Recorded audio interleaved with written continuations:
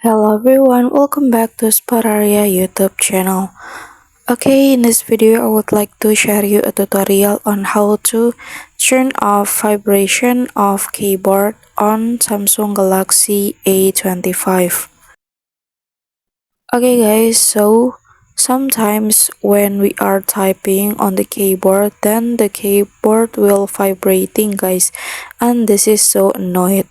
And how to fix that? It's very easy, and now I will show you how to do that.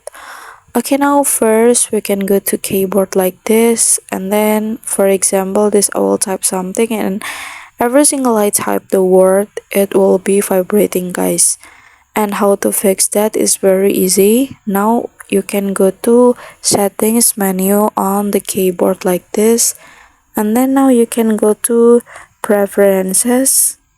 So yeah, and then now you can scroll down, and then now you can turn off haptic feedback on key press or vibration guys. So yeah, after that now we check it out together. And yeah, when I am typing it will be no longer vibrating anymore. Okay guys, so yeah, here's the tutorial on how to turn off vibration of keyboard on Samsung Galaxy A25. And then thank you so much for watching guys.